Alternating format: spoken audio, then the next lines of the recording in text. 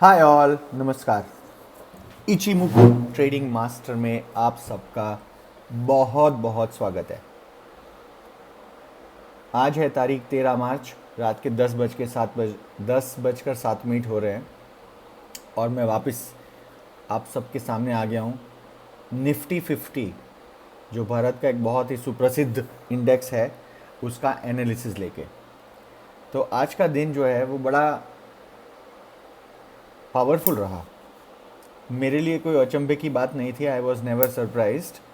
लेकिन हाँ, बहुत सारे लोगों को यकीन नहीं हो रहा था, उनके लिए ये बड़ा ही आज एस्टॉनिशिंग था कि मार्केट इतना ज़्यादा कैसे गिर सकता है। एंड देन एज यूजुअल, जो हमारी सबकी एक आदत है, human mentality, we start attaching the news with the down trend. बहुत सारी न्यूज़ आई हैं over the weekend. Silicon Valley Bank को ये हो गया, वो हो गया, इतने बिलियन डॉलर का नुकसान हो गया, वगैरह वगैरह। बट अगर उन सब को साइड में रख के हम देखें बहुत ही न्यूट्रली जो हमने चार्ट्स बनाए हैं, तो आपको ये समझ में आएगा कि हम जितने लेवल्स को हर रोज़ ड्रॉ करके बातचीत करके जाते हैं घर पे, उन लेवल से विपरीत कुछ भी नहीं हो रहा है मार्केट में। और आज से नहीं, for the past couple of months और एटलीस्ट 3 और 4 वीक्स। मेरा जो रेक्टेंगल है, अब जो मैं लंबा चौड़ा करता हूँ तो रेक्टेंगल स्क्वायर हो जाता है, बड़ा और रेक्टेंगल हो जाता है, वो हमने ड्रॉ किया था। लेवल्स दिए गए थे। मैंने ऑन फ्राइडे और Saturday, I am not remembering, मेरा जो लास्ट सेशन था उसमें ये सारे के सारे लेवल्स को रीडिफाइन किया था। If you can go and see those sessions, you will come to know what I am trying to talk about. और मैंने वो बहुत साफ साफ बोला था कि ये सारे के सारे लेवल्स को मैंने रीडिफाइन किया है और नए सिरे से स्थापित किया है। निफ्टी गिरा धड़ल्ले से, बहुत ही शानदार गिरावट। जिन्होंने पीई बाई किया होगा उनको बड़ा फ़ायदा हुआ होगा। और गिरा रुका 17,157 टोटल, बहुत बड़ी गिरावट, लंबी चौड़ी candle on the in the southern direction. कितना नुकसान हुआ? 258.60 पॉइंट्स, वेरी प्रिसाइसली। पिटाई किसकी हुई? निफ्टी में इंडसइंड बैंक की ज़बरदस्त पिटाई हुई और कुछ और दिग्गज स्टॉक्स को भी मारा गया।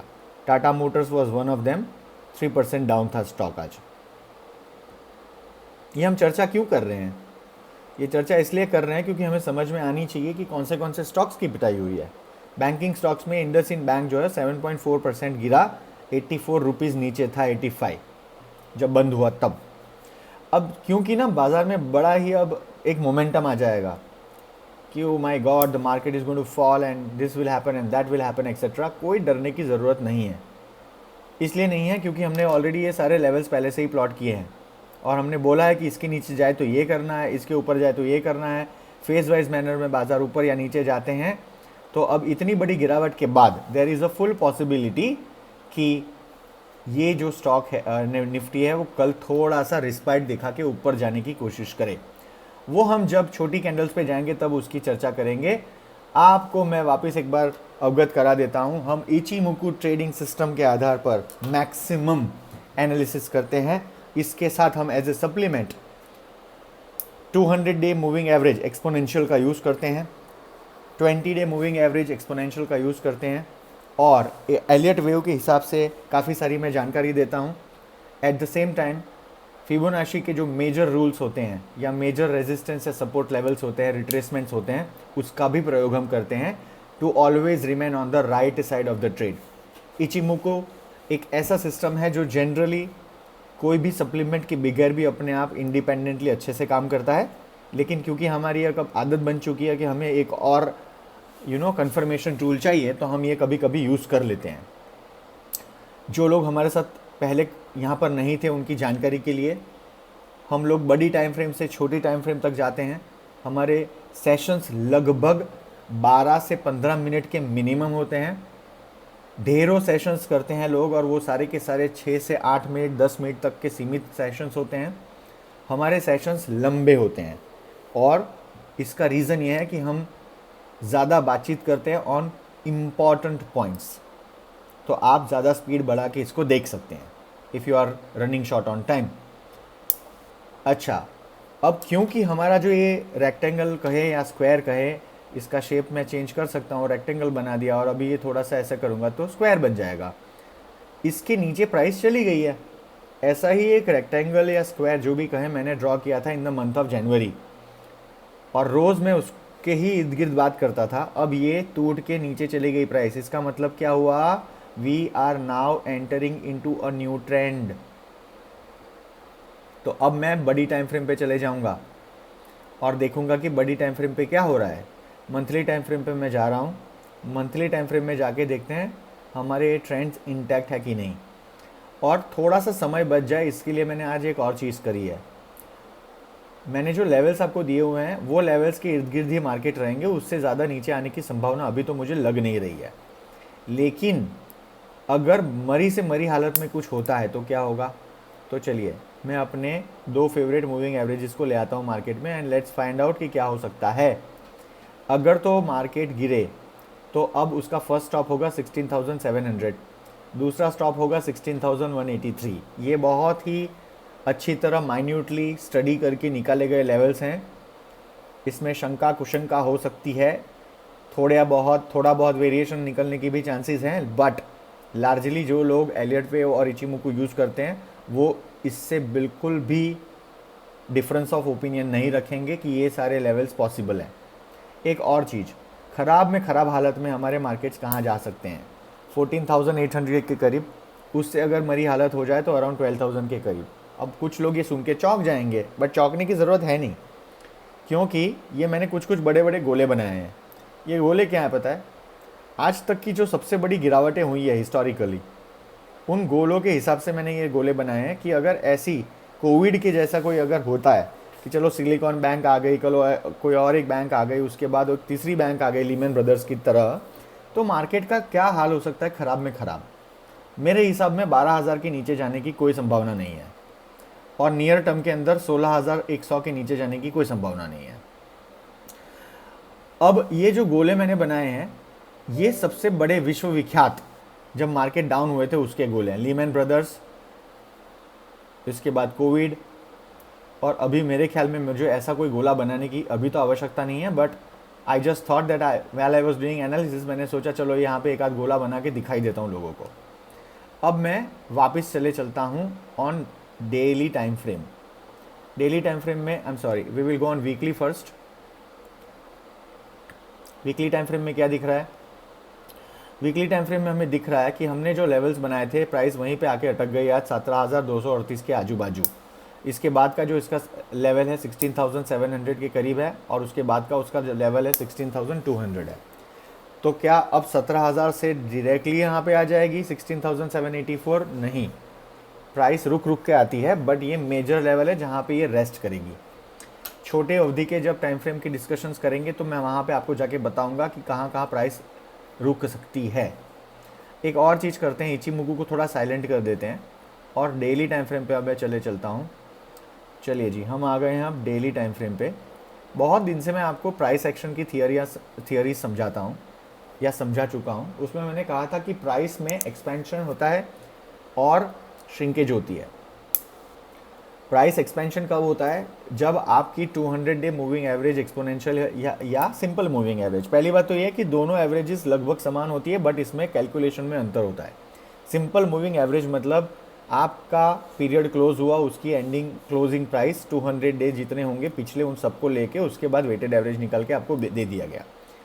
और एक्सपोनेंशियल एवरेज का मतलब है प्राइस सेंसिटिविटी उसमें फैक्टर की गई होती है। रीसेंट प्राइस जो मूवमेंट हुई है उसका उसमें एक तड़का होता है, तो इसीलिए वो थोड़ा ज़्यादा प्राइस सेंसिटिव होता है। मैं generally 200 day moving average exponential use करता हूँ क्योंकि price sensitivity is an important factor as per me. आप कोई भी यूज़ कर सकते हैं, थोड़ा 10, 15, 19, 20 का फ़र्क होता है, बट ज़्यादा कोई फ़र्क नहीं पड़ेगा।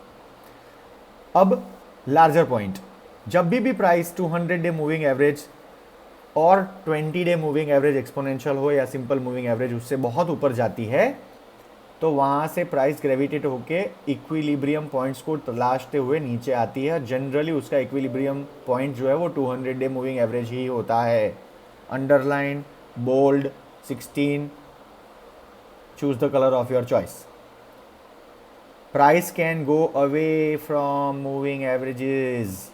It cannot stay away from moving averages. दौड़ के ऊपर चली गई या नीचे चली गई, इसका मतलब वहाँ पे आजीवन नहीं रुक सकती है। हमने ये बहुत दिन से, अगर आप मेरे आर्काइव्स निकाल के, if you look at my sessions, मैंने बहुत बार बोला है, if the price has gone away from the moving average, it has to come towards it and then it will come towards 200 day equilibrium के करीब ये price आ रही है। 200 day and 20 day moving average on a daily time frame, they are trying to intersect each other. They will intersect pretty soon, कल परसों हो सकता है, and then the price might come back and try to take a support नहीं बोलेंगे, the price might come back like this and then again start its downward movement. ये एक possibility है। 200 डे 20 डे मूविंग एवरेज ये जो है, ये कल उठ के यूं करके यूं जाएगी, तो ये ऐसी पॉसिबिलिटीज़ की बनने की फुल संभावना है। We will see what happens next.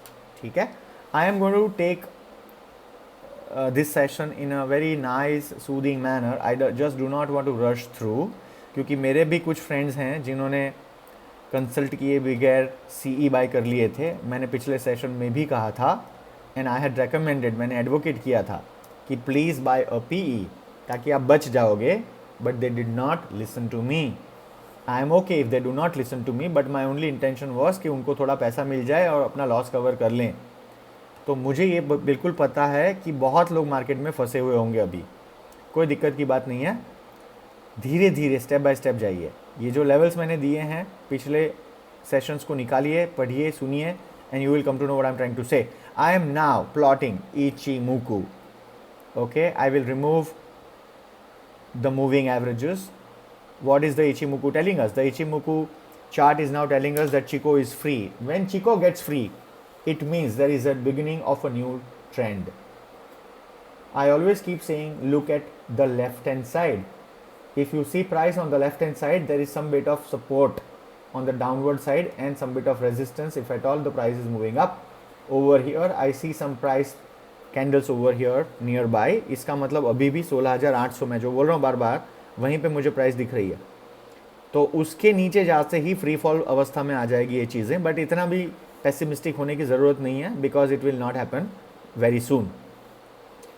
What is Ichimoku cloud telling us? Ichimoku cloud is telling us that now the price is again, after taking a little bit of halt, trying to move in the southern direction.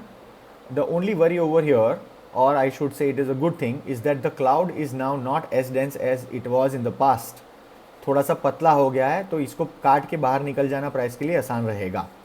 Moving on from daily time frame to hourly time frame.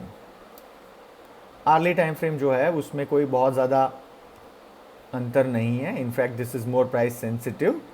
तो पहले तो ना ये गोलों को हटा देते हैं, क्योंकि ये गोले जो मैंने बनाए थे और मेरे को उसका जो एक पर्पस था वो सॉल्व हो चुका है। तो आई am now removing these bubbles. Okay, so we are good. Now let's go towards time frame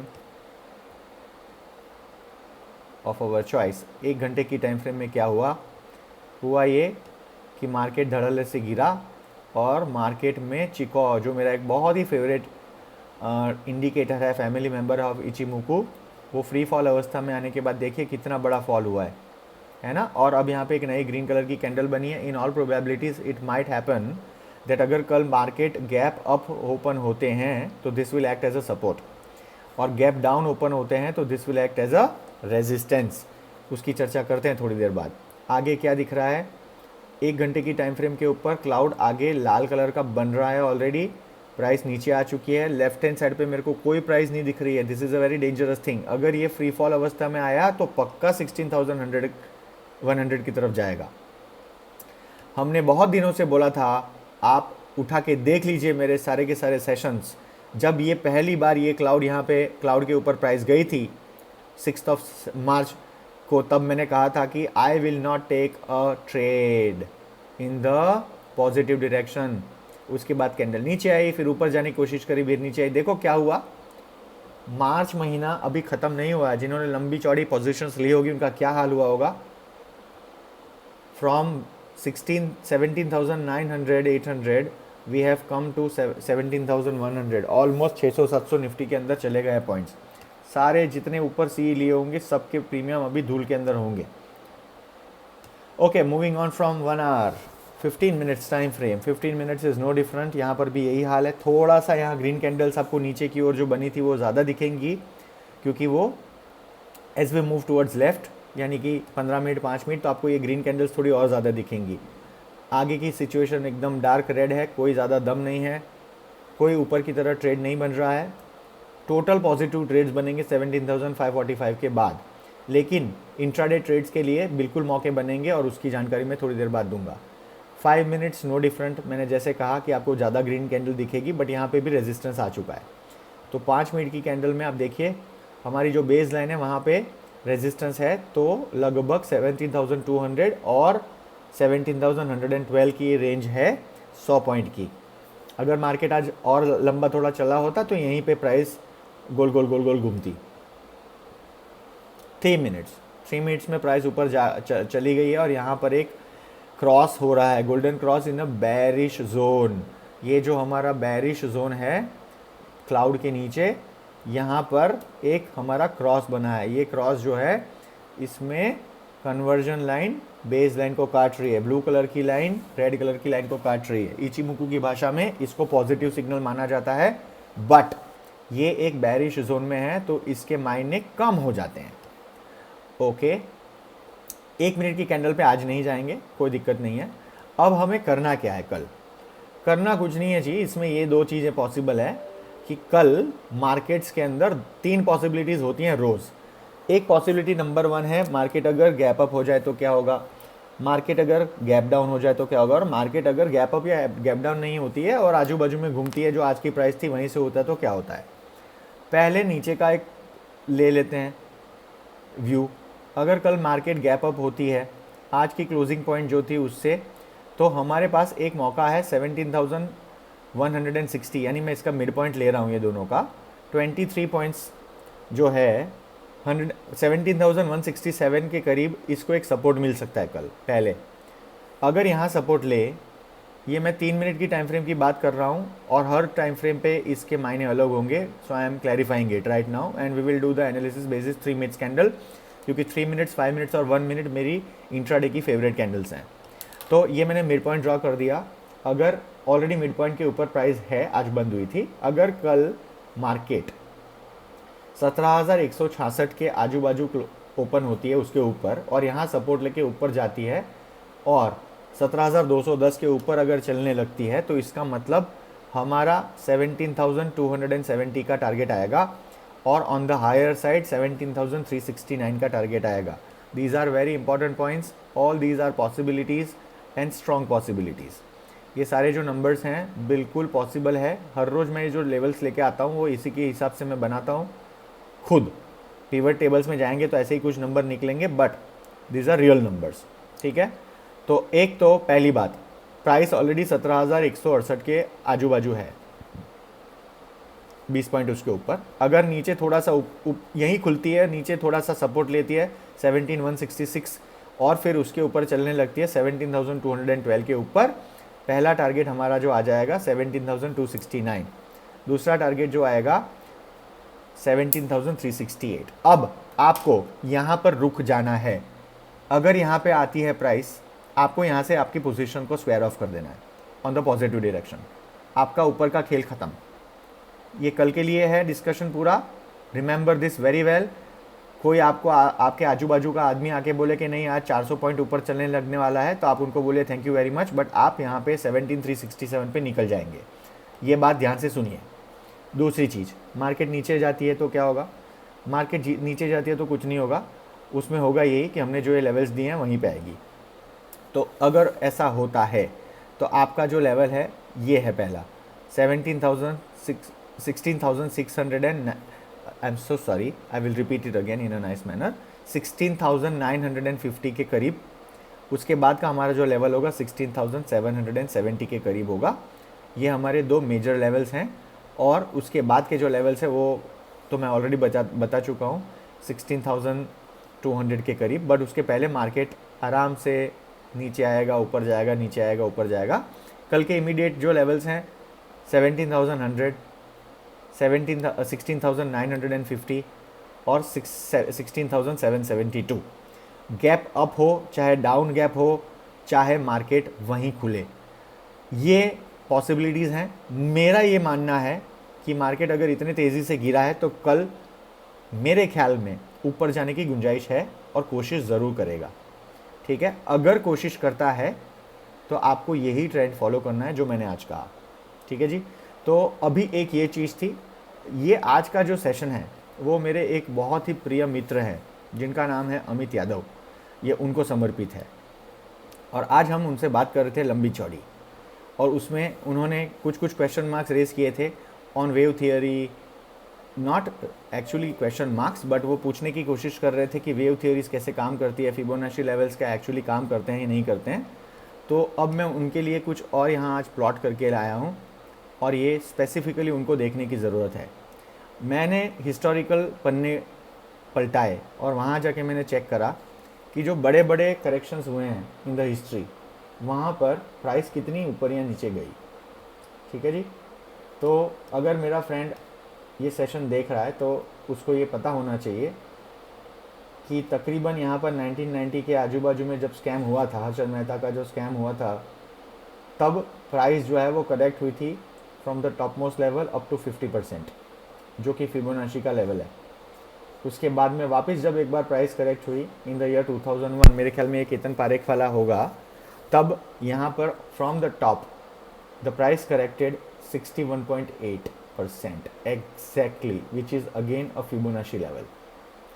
तो ये उनके कॉन्फिडेंस के लिए मैंने आज एनालिसिस किया था, specifically to give him confidence के markets can retrace and they retrace in this right manner, and I don't know, but it is a natural phenomena that they generally take rest on one of the Fibonacci numbers or retracement levels.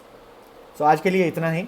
Immediately after this, I am now going to do a session on profitable trades of Nifty for 13th of March had we used Ichimoku during the live markets. Thank you very much. अच्छे से trading करिए, do not do any glamorous trades, ठीक है, and do not be afraid, डरना नहीं है, बिल्कुल आराम से जो लेवल्स दिए हैं उन लेवल को पकड़ के रखिए, कुछ नहीं होगा। जय हिंद।